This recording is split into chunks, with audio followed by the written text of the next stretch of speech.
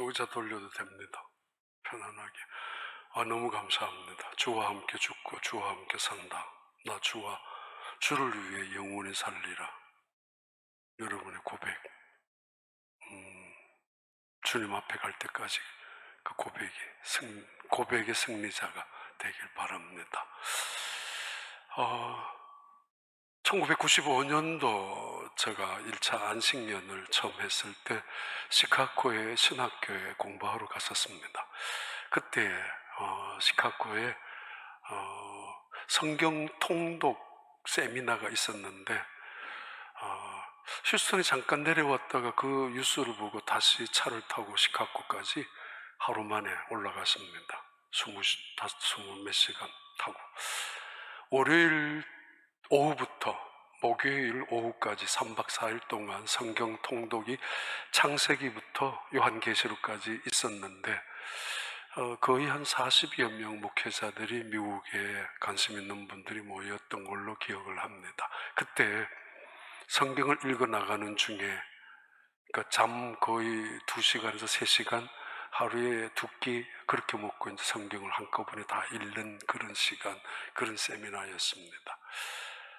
그 중에 이사야서를 읽어가는데 한 분이, 여자분이 굉장히 빨리 낭독을 합니다. 놓쳐버리면 무슨 말인지 알아들 수 없을 만큼 우리는 들으면서 눈으로 성경을 따라가고 그분은 읽는데, 근데 그렇게 읽는 중에, 이사야서를 읽는 중에 아주 특별한 은혜를 경험한 적이 있습니다. 대부분의 참석한 사람들의 같은 생각이었다는 것을 느꼈습니다. 시편을 마치고 잠언을 마치고 욥기 시편 이렇게 마치면서 이사야서 전반부를 할 때는 마치 커다란 칼이 우리를 속속 도려내듯이 아픔이 있었지만은, 그러나 40장 이후에 나타나는 그 말씀을 읽으면서 계속 전부 다 그때 아멘, 아멘, 아멘 그렇게 들었던 기억이 있습니다. 10년 전쯤 저는 이사야서를 중심해서 다시 말씀을 드린 적이 있는데, 오늘부터 다시 이사야서 세 번째 2021년 선지자 열전 세 번째 열전입니다. 이사야를 중심해서 말씀을 드리려고 합니다. 그 이사야를 말씀하는 또는 성경 공부할 때 가장 먼저 늘 누구나 배우는 것이 있는데, 이사야서는 성경 속에 아주 작은 성경이라고, 성경 안에 있는 또 다른 성경이라고 불리워지기도 합니다. 이유는 성경 전체가 66권이잖아요. 그런데 이사야서는 1장부터 66장까지 있단 말이에요. 그래서 66권이 66장이 됩니다. 그리고 성경 구약은 39권이잖아요. 그리고 신약은 27권, 구약 39권, 1장부터 39장까지가 구약, 바로 예언자적인 선지자적인 메시지가 들어있습니다. 때로는 망치 같은, 때로는 칼 같은, 추상 같은 하나님의 메시지가 자신의 백성을 향하여, 온 세상을 향하여, 죄악을 향하여 꾸짖는 목소리, 또는 그 죄를 향하여 돌아오게 하는 하나님의 메시지가 1장부터 39장입니다. 선지자, 예언자의 메시지라고 볼 수 있습니다. 40장부터 66장까지 27장은 제사장 혹은 사도적인 입장에서 말씀합니다. 복음이라고 하죠. 위로와 격려와 희망과 소망과 회복, 그리고 영생과 생명과 축복을 메시지로 전달하는 내용이 바로 이사야 40장부터 66장까지 27장에 걸쳐서 나옵니다. 그래서 성경책 안에 작은 성경이라고 이사야서를 66장까지 있기 때문에 그렇고, 전반부와 후반부가 아주 분명히 나누어지고 있기 때문에도 그렇습니다. 오늘 그 첫 번째 시작 말씀을 드립니다. 이사야서 1장에 나오는 복음의 시작, 그 복음의 시작은 하나님의 슬픈 소리로 시작이 됩니다. 복음이 어디서부터 시작되는가? 첫 번째는 하나님의 마음인데, 그 하나님의 마음은 하나님의 슬퍼하시는 마음입니다. 봐요. 이사야서 1장 2절부터 4절까지 말씀입니다.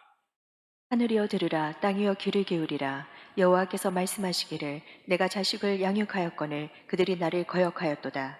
소는 그 임자를 알고 나귀는 그 주인의 구유를 알건만은 이스라엘은 알지 못하고 나의 백성은 깨닫지 못하는도다 하셨도다. 슬프다 범죄한 나라여 허물진 백성이여 행악의 종자여 행위가 부패한 자식이로다. 그들이 여호와를 버리며 이스라엘의 거룩하신 이를 만홀히 여겨 멀리하고 물러갔도다. 성경에서 가장 첫 번째 처음으로 등장하는 첫 단어입니다. 슬프다. 하나님의 마음의 감정입니다. 슬프다. 호의라는 단어인데 슬퍼하다라는 마음과 분노하다라는 마음을 표현하는 그런 단어입니다. 슬픔. 인간이 가지고 있는 최고의 감정 혹은 가장 강력한 감정이 슬픔입니다. 아무리 맛있는 음식을 먹는다 할지라도 슬픔을 갖고 있는 사람 잊어버릴 수가 없을 것이고 눈물로 그 음식을 삼키게 될 것입니다. 대단히 갖고 싶은 물건을 혹은 누가 선물로 주었다 할지라도 여전히 그 슬픔을 이길 수는 없을 것입니다. 그런 선물이 말입니다. 슬퍼하는 하나님의 마음, 거기서부터 복음이 시작하고 있습니다. 왜냐하면 그것은 우리를 향한 부모님의 마음이기 때문입니다. 슬픔, 이것은 사랑과 매우 관계가 깊은 단어입니다. 슬픔, 이것은 자기 백성과의 관계 속에서, 언약적인 관계 속에서 등장하는 그런 단어이기도 합니다. 사랑하는 사람이 아니라면은, 그래서 떠나간 사람이라면은, 헤어진 사람이라면은 그렇게 슬픔을 마음에 담아 있지 않을 것이고 오랫동안 남아 있지도 않을 것입니다. 다른 사람을 향한 분노, 누군가 지나가는 사람을 향하는 분노 때로는 있습니다만은 오래 담을 필요도 없고 그것이 나를 슬프게 만들 이유도 없습니다. 그러나 사랑하는 사람의 관계 속에서, 그것도 내 자식과의 관계 속에서 나타나는 슬픔과 분노, 하나님의 마음이 그렇게 시작합니다. 더더구나 그는 아버지의 마음, 부모님의 마음으로 자식들을 바라봤을 때 나타나는 그런 눈길과 그런 손길을 우리에게 말씀합니다. 봐요. 자식들을 바라보는 아버지의 눈길 얼마나 사랑스럽고, 그 아이가 무슨 짓을 하더라도 이쁘게 보일 때가 있지 않습니까?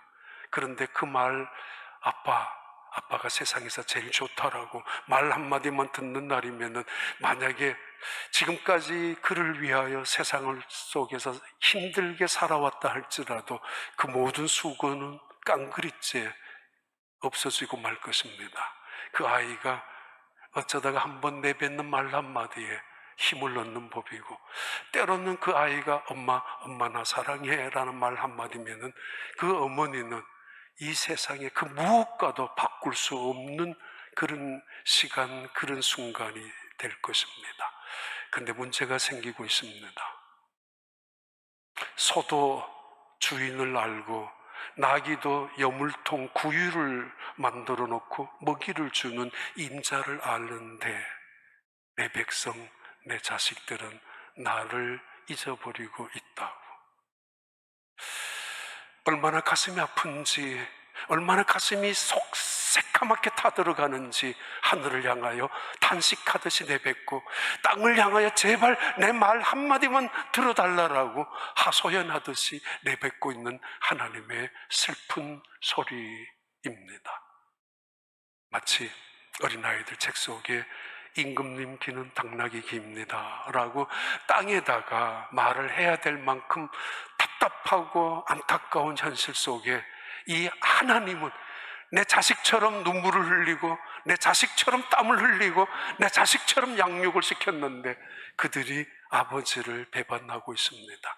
노예였던 그들을 이끌어내었고, 잠자리가 없었던 그들에게 잠자리를 제공해 주었고, 먹을 것이 없어서 배고파 굶어 죽어가고 있는 그들을 먹여 주었는데 불구하고 그들은 주인을 잊어버리고 말았습니다. 그리고 주인을 밀어내기 시작까지 합니다. 얼마나 가슴이 아픈지, 얼마나 탄식하는지, 너희들은 짐승 보다 못하다라고. 소도 주인은 아는데, 나귀도 그 주인의 그 여물 갖다 주는 그 주인을 아는 법인데 어찌 이렇게 될 수 있느냐고. 짐승보다 못한 그들을, 바로 이스라엘 백성들을 은혜로 먹여주었고 은혜로 지켜주었고 은혜로 살게 해주었는 그들을 향하여 하나님의 슬픈 호의, 분노가 담겨 있고, 그러나 사랑이 없다면 분노도 없을 것이고, 사랑이 없다면 여전히 사랑하는 마음이 아니라면 슬픔의 마음도 없었을 텐데, 그 사랑 때문에 그는 슬픔의 눈물을 흘리며 탄식하면서, 그리고 심지어 분노까지 하면서 말씀하고 있는 것입니다. 내 백성들이 나를 버렸다고. 인터넷에 가끔씩 영상으로 돌아다니는 것들 중에 감동적인 거 있지 않습니까? 때로는 화가 나기도 하고, 인간이 강아지를, 개를 버리고 지나가면은 그 개는 그 숲속에서 차 소리만 듣죠.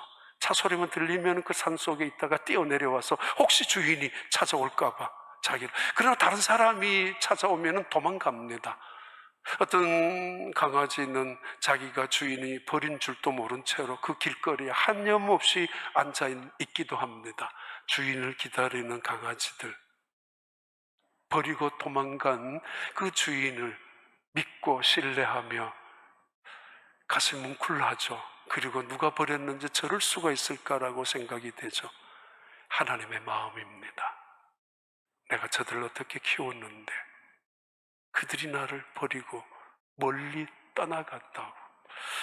그러면서 계속 11절 14절 말씀합니다. 여호와께서 말씀하시되 너희의 무수한 재물이 내게 무엇이 유익하뇨? 나는 순양의 번제와 살찐 짐승의 기름에 배불렀고 나는 수송아지와 어린 양이나 순 염소의 피를 기뻐하지 아니하노라. 너희가 내 앞에 보이러 오니 이것을 누가 너희에게 요구하였느냐? 내 마당만 밟을 뿐이니라. 헛된 재물을 다시 가져오지 말라. 분양은 내가 가증히 여기는 바요, 월삭과 안식일과 대회로 모이는 것도 그러하니 성회와 아울러 악을 행하는 것을 내가 견디지 못하겠노라. 내 마음이 너희의 월삭과 정한 절기를 싫어하나니 그것이 내게 무거운 짐이라. 내가 지기에 곤비하였느니라. 아버지와 아들과의 관계 속에서 성경에서 가장 특별한 예화가 있죠. 집을 나간 둘째 아들의 이야기, 다시 돌아온 그 둘째 아들의 이야기. 집안에 언제나 모범적인 아들로 남아있는 아들, 맏아들 이야기. 그러나 그의 마음속에는 한 번도 아버지의 마음을 헤아려 보지 못하는 그런 두 아들의 비유가 있습니다. 하나님의 슬픔의 이야기는 훨씬 더 반전이 계속됩니다. 그들이 차라리 멀리 가버렸다면 나았을 텐데, 아버지 간섭이 싫어서 집을 나간 둘째 아들처럼 차라리 집을 떠난 것도 아닌데 집에 머물러 있는 맏아들처럼 아버지의 마음을 힘들게 하고 있습니다. 그들은 안식일을 지킵니다. 일주일에 하루씩. 월삭을 지킵니다. 한 달에 한 번 금식합니다. 절기를 지킵니다. 1년에 4번에서 7번에 있는 절기도 어김없이 지키고 있습니다. 동시에 그들은 심지어 재물까지 갖고 옵니다. 그런데 하나님이 말씀합니다. 너희들 이 재물을 갖고 오지 말라고. 가증한 재물이라고. 내 마당을 밟지 말라고. 마당을 너희들은 짓밟고 있고 마당을 어지럽히고 있을 뿐이라고. 너희들 내 자리에 앉고 있지 말라고. 눈도장만 찍으러 온 거 아니냐라고. 너희들이 갖다 주는 이 재물이 나를 배불려 주는 것 같이 여겼느냐? 그건 뇌물이야. 마음에도 없는 그 재물 나는 역겹다라고. 나는 싫다라고. 내게는 짐이라고. 아니 내가 너희들을 보기 싫다라고. 제발 차라리 오지 말라라고 말씀하고 있습니다. 짐승들은 먹이가 있으면은 그날 먹고 다 끝나죠. 썩을 음식을 모아두거나 남겨두거나 숨겨두지 않습니다. 물론 영악한 짐승들은 숨겨두기도 하다가 나중에 다 뺏겨버리고 말지만은, 그러나 가장 똑똑한 인간들은 썩어버릴 물질들을 숨겨두고 남겨두고 감춰두죠. 나중에는 누군가가 훔쳐가기도 하고 언제 없어져 버리고 말 것을 말합니다. 짐승들은 배가 부르면 고요하고, 그리고 숲속은 사자가 배가 부르면 평화가 찾아오는 법이라고 그러지 않습니까? 조용합니다. 그러나 인간은, 만물의 영장인 인간은 아무리 배가 불러도 결코 만족하는 법이 없습니다. 그래서 배가 터지는 법이고, 그래서 망하는 법이 욕심, 탐욕 때문입니다. 그리고 거짓과 위선 때문입니다. 하나님이 말씀하는 슬픔의 이야기가 반전이죠. 너희들 마음은 없으면서 여기 앉아있어? 마음은 없으면서 뇌물을 가지고 왔어? 아니, 마음은 딴 데 있으면서 말이에요. 그것만큼 비참한 현실이 어디 있어요? 그것만큼 모욕적인 게 어디 있어요? 이 여자의 마음은 이미 다른 남자에게 떠나 있습니다. 몸만 있는 것뿐이에요. 이 남자의 마음은 다른 여자에 가 있습니다. 몸만 있는 것뿐이에요. 그런데 그 비참한 몰골을, 그 비참한 현실을 받아들여야 되는 그 모욕적인 사건, 사실, 순간 속에서 당하는 그 아픔을 아십니까? 하나님 모욕을 당하고 있다는 이야기예요. 하나님 멸시를 당하고 있다는 것입니다. 차라리 가져오지 말라라고, 차라리 마당을 밟지 말라고, 차라리 내게 짐을 지워 주지 말라라고, 그런 거짓으로, 그런 형식으로, 그런 습관으로 이 자리에 오는 거 나는 역겹다라고 말씀하고 있는 말씀입니다. 그래서 슬퍼합니다. 그러나 여전히 그 슬픔의 이유는 사랑 때문입니다. 포기하지 못하는 사랑 때문에, 언약 때문에, 포기할 수 없는 언약 때문에 하나님은 그들을 향하여 복음을 시작하고 있는 말씀입니다. 봐요. 24절 봐요. 그러므로 주 만군의 여호와 이스라엘의 전능자가 말씀하시되 슬프다. 내가 장차 내 대적에게 보응하여 내 마음을 편하게 하겠고 내 원수에게 보복하리라. 1장에 또 한 번 등장하는 슬프다, 호의. 다시 말합니다. 하나님의 슬픔을 부모님의 마음으로 이해하셔야 합니다. 어느 날 그 자식을 때리고 나서 그 아이가 흑흑거리는 흐느낌으로 잠자리에 들었을 때 바라보는 부모님의 마음. 이 녀석을 이제 내일 데리고 나가서 얘가 좋아하는 선물이라도, 아니면 좋은 놀이공원이라도, 아니면 식당이라도 데려가야지 마음을 먹고 있는 그런 마음입니다. 자식을 매를 대고 난 다음 아파하는 부모님의 마음의 슬픔, 때로는 매를 댈 수밖에 없는 분노가 있었지만은, 그래서 어쩔 수 없이 매를 대었다 할지라도 가슴 아파하는 부모님의 마음입니다.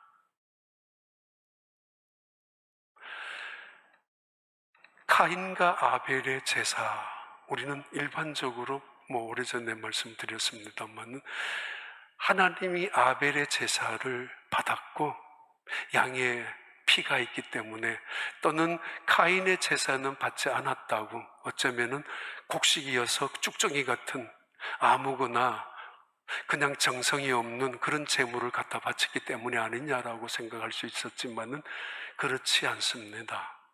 창세기 4장 4절 5절의 말씀은 우리에게 중요한 단서를 제공하고 있습니다. 아벨은 자기도 양의 첫 새끼와 그 기름으로 드렸더니 여호와께서 아벨과 그의 제물은 받으셨으나. 잠깐만, 하나님께서는 아벨의 제사, 양의 피가 흘려진 양의 제사를, 첫 새끼를 받으셨는 거 분명합니다. 그런데 그에 앞서서 누구를 받았어요? 아벨을 받으셨어요.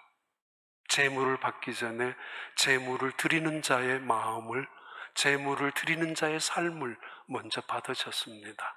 예배를 드리면서 드리는 헌금을 받기 전에 예배를 드리는 그 사람의 마음을, 믿음을, 진실을 먼저 받으셨다는 거죠. 5절 봐요. 가인과 그의 제물은 받지 아니하신지라 가인이 몹시 분하여 안색이 변하니. 가인과 그의 제물을 하나님이 받지 아니하셨습니다. 그들은 오해합니다. 하나님이 마치 배가 고픈 신인 것처럼, 다른 우상들처럼 먹을 것 작딱 갖다 놓으면 좋아할 거라고. 하나님이 무슨 돈이 필요해서 돈을 요구하시겠습니까? 아니잖아요. 너희들 돈 때문에 망하는 건 내가 보기 싫으니까, 그거 안타까우니까 사랑의 마음으로 이렇게 돈은 써야 돼. 너가 돈이 너의 인생의 주인이 되면 안 돼. 가르쳐 주는 거잖아요. 중요한 건 하나님께서 카인과 카인의 제사를 거부하셨다는 말입니다. 카인을 거부하셨습니다. 예배를 드리러 오는 그들을 기대감이 없이 드리는 예배, 때우는 예배, 버티는 예배, 지루한 예배, 짜증나는 예배, 그래서 기다려지는 예배가 아니라 기대감으로 감사나 감격이나 기쁨이나 은혜나 그런 엄청난 하나님의 영광을 체험하는 살아있는 영적인 거룩한 예배가 아니라 언제나 때우는 식의 예배로 지나가고 있는 그들을 향하여 나 싫어, 내가 모욕을 당하는 것 같아, 내 모습이 얼마나 비참한 줄 알아? 나는 신이야. 내가 너희들을 얼마나 사랑했는데, 더더구나 내가 너희들을 키워주고 먹여주었는데 그까지 감사 하나 못하냐라고 마음 하나 담아서 그까지 은혜에 대해서 제대로 반응 하나 못하느냐라고, 무엇이 아까워서 말이에요. 내가 너희들을 위하여 어떻게 노예된 땅에서 건져주었는데 안식일도 월삭도 절기도 이렇게밖에 지킬 수 없느냐라. 하나님이 카인과 카인의 예배를 거부했던 것처럼 이스라엘 백성들의 예배를 거부하고 있습니다. 다윗, 그는 아브라함이나 모세나 다니엘이나 다른 대단한 선지자들이나 하나님의 사람들보다 못한 것이 많이 있었습니다. 계명 어쩌면 다 어긴 적도 있는 사람이 다윗입니다. 근데 하나님은 왠지 다윗을 그렇게 감싸고 돌았고 끔찍히 여겼고 늘 품 안의 자식처럼, 손 안의 자식처럼 늘 품어주셨습니다. 왜 그렇게 다윗을 사랑하셨는지, 얼마나 사랑하셨으면 내 마음에 꼭 맞는 사람이라고까지, 내 속에 하고 싶은 말, 내 속에 생각하고 있는 말을 그대로 하고 있는 거 보면 얼마나 좋아했는지 다윗을. 왜 그랬을까요? 다윗은 남다른 게 하나 있었습니다. 진실이 있었거든요. 하나님, 나 하나님 사랑해요. 그래, 내 알아. 하나님, 내 하나님 목숨보다 더 사랑합니다. 이게 지금까지 어느 누구도 하나님을 향하여 그런 고백을, 그런 간증을 한 사람이 없었단 말이에요. 여호와를 경외하는 사람이 있었지만은 다윗처럼 하나님을 사랑하는, 목숨보다도 더 주님을 사랑하는 고백을 한 사람이 없었단 말이에요. 사랑하는 다윗은 하나님을 사랑하는 표현으로 성전을 그리워했고 예배를 목 놓아 기다렸던 사람이 다윗입니다. 예배를 통하여 선하심과 인자하심을 맛보고 있었기 때문에 그의 평생 소원이 나는 여호와의 전에서 여호와의 선하심을 맛보고 영원히 살고 싶다라고, 예배드리면서 평생을 살고 싶다고, 드릴 때마다 감격, 감사, 그 은혜 속에서 하나님을 만났었거든요. 근데 지금 그들의 예배는 습관적으로, 형식적으로 변질되어 버렸고, 그들은 마음은 떠나버렸던, 타락되어 버렸던 그들을 바라보고 하나님이 탄식하는 눈물을, 슬픔을 보이는 것입니다. 이게 복음의 시작입니다. 슬퍼하는, 우리가 그 죄에 대해서 고백하도록, 인정하도록 하나님께서 탄식하는 소리, 하늘이여 땅이여 들어보라고, 제발 들어보라고. 그러면서 복음의 시작은 새로운 단계로 올라갑니다. 이사야서 1장 18절입니다. 여호와께서 말씀하시되 오라 우리가 서로 변론하자. 너희의 죄가 주홍 같을지라도 눈과 같이 희어질 것이요 진홍같이 붉을지라도 양털같이 희게 되리라. 하나님의 초청입니다. 복음의 시작이죠. 역시 하나님은 우리를 향하는 초청, 오라고, 내게로 오라고 말씀합니다. 이사야서 1장 5절 7절의 말씀을 한번 읽고 지나가겠습니다. 너희가 어찌하여 매를 더 맞으려고 폐역을 거듭하느냐.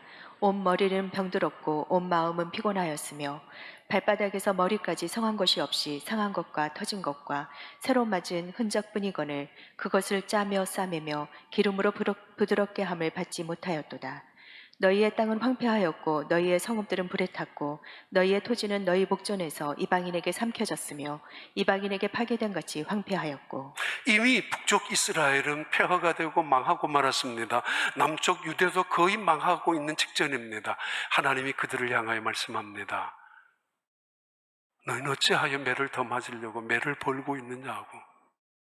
발바닥부터 머리까지 상한 곳이 다 있거늘 매 맞지 않는 곳이 어디 있느냐라고. 살아오면서 이것에 맞기도 하고 저것에 맞기도 하고 이 문제 때문에 아파하기도 하고 저 문제 때문에 아파하면서 정수리까지 매 맞지 않는 곳이 어디 있느냐라고. 그런데 너희들 뭘 하느냐고. 이것으로 감싸고 저것으로 숨기고 포장하고 과장하고 비싼 것으로 아니면 좋은 것으로 명품물로 감춘다고 감추어지겠느냐. 성한 곳이 하나도 없는데 어찌 매를 더 벌려고 매를 더 맞으려고 그렇게 하느냐고 말이에요. 그들을 향하여 이제는 오라고 말합니다. Come now. 지금 오라고. 나중에 오는 것이 아니라 지금 바로 내가 말씀하고 있는 지금 오라고. 그래서 let us reason together.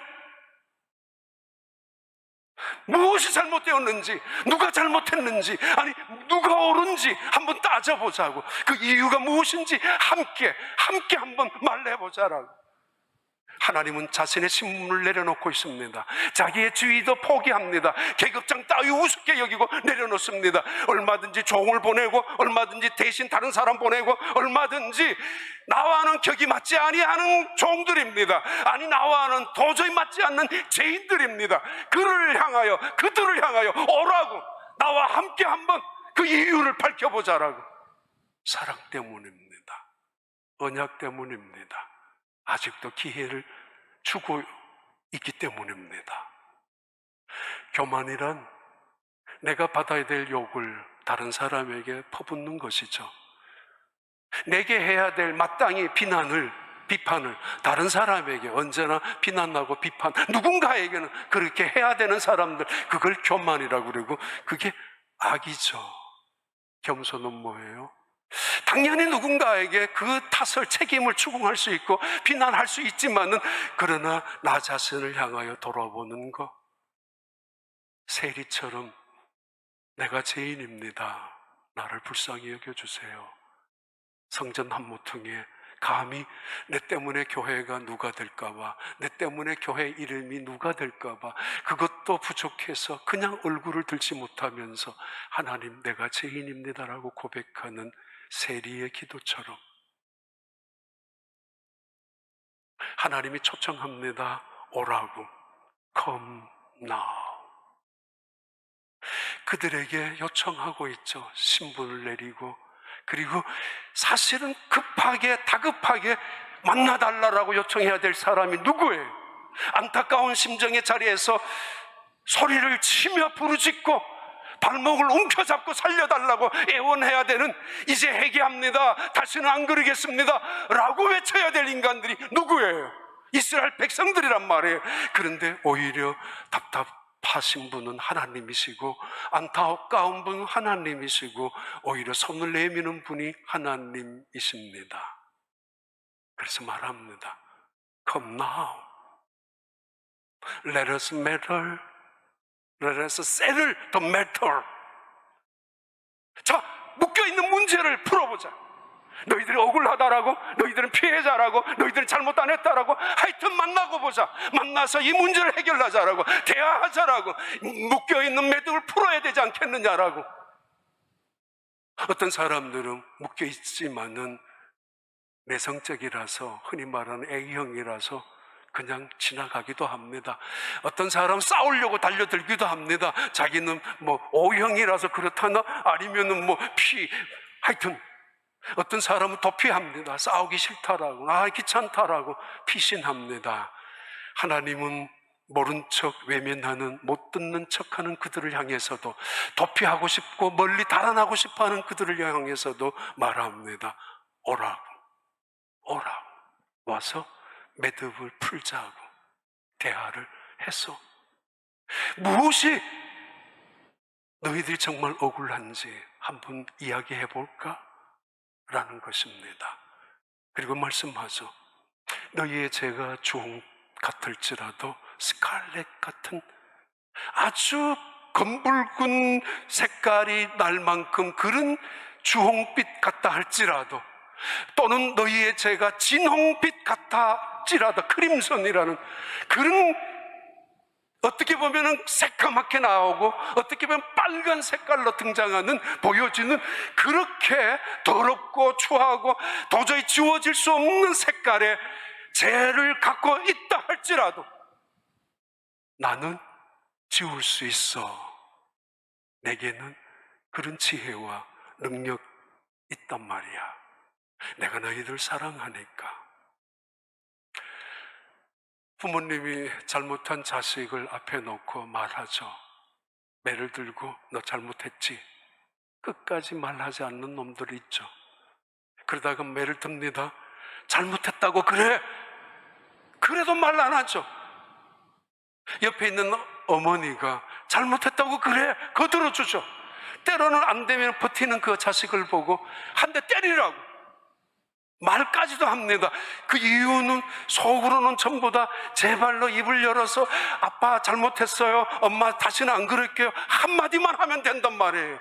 안 때린단 말이에요. 때리고 싶은 부모님이 어디에 있어요? 매를 들었지만은 위협이죠. 잘못을 가르쳐주기 위함이죠. 사랑 때문이죠. 그 인생을 위해서 말이에요.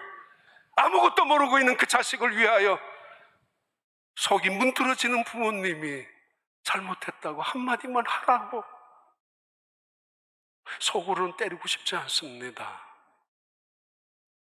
너무 많이 말릴 수도 없으니까 너 말하라고 거들고 있는데도 버티다가 매를 더 맞죠.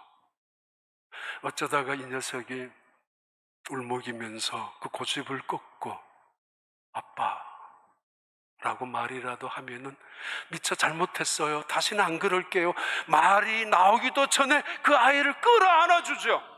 그게 아버지의 사랑이죠. 그게 어머니의 사랑이죠. 자식을 향하는 마음이잖아요. 오라, 우리가 여호와께 돌아가자. 오라, 너희의 죄가 주홍빛 같다 할지라도, 진홍빛 같다 할지라도,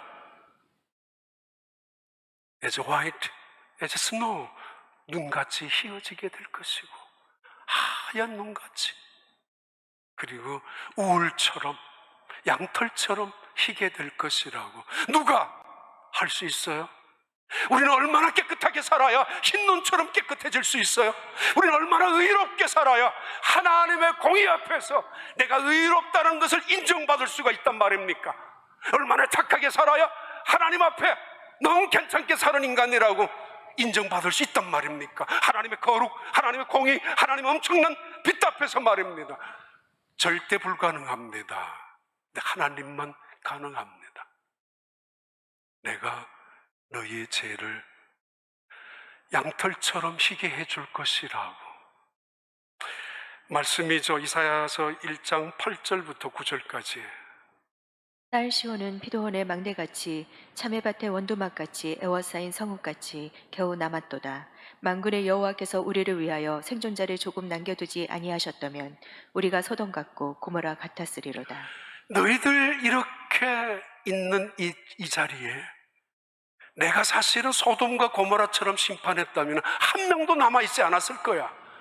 그런데 내가 그래도 너희들 중에 남겨두려고, 그래도 너희들을 매를 내가 덜 들려고 지금도 내 마음속에 언약을 붙잡고 있고, 지금도 내가 가슴속에 품고 있었던 첫사랑을 붙잡고 있는 거 알고 있기나 하느냐라고.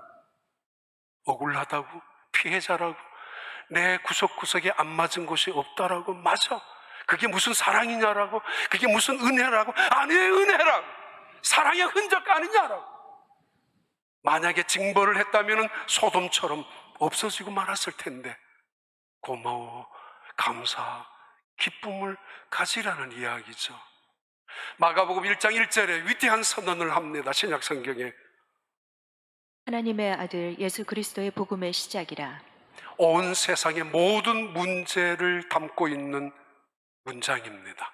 그리고 온 세상의 모든 문제의 원인뿐만 아니라 그 문제의 해답을 갖고 있는 문장입니다. 하나님의 아들 예수 그리스도 복음의 시작이라. 그분은 하나님의 아들로 이 땅에 오셨습니다. 주홍 같은 진홍 같은 붉은 죄를 가지고 결국은 죽을 수밖에 없었던 우리들을 향하여 하나님은 이미 700년 800년 전에 이 예언을 약속해 주셨습니다. 그리스도의 보혈로 우리의 모든 죄가 씻어질 수 있다는 사실을 말합니다. 사도 바울도 요한도 베드로도 동일한 설명을 하고 있죠. 에베소서 1장 7절 말씀입니다. 우리는 그리스도 안에서 그의 은혜의 풍성함을 따라 그의 피로 말미암아 속량 곧 제사함을 받았느니라. 예, 예수 그리스도의 보혈로 우리가 도저히 우리의 노력이나 우리의 힘으로 할 수 없는 것. 아니, 그러면 하나님의 은혜가 왜 필요합니까? 예수님이 이 세상에 왜 오셨어요? 내가 할 수 있었으면 예수님 왜 십자가에 죽으셨어요? 내가 선하게 살아서 그 선함을 하나님 앞에 인정받아서 영생을 얻을 수 있는, 구원을 받을 수 있는 것이라면 예수님이 이 세상에 오셔서 십자가 왜 죽으셨어요? 복음의 시작이 거기에 있습니다. 오라, 다른 말로 말하면 일어나라 라는 말입니다. 좌절하거나 낙심하거나 포기하지 마라, 일어나라 라는 이야기죠. 아니, 오만한 자리에, 교만한 자리에, 세상적인 자리에 있지 말라, 그 자리에서 일어나라 라는 이야기죠. 오라, 모든 것을 내려놓고 여호와께 돌아오라. 하나님의 초청입니다. 초청에 응답하는 게 복음의 시작입니다.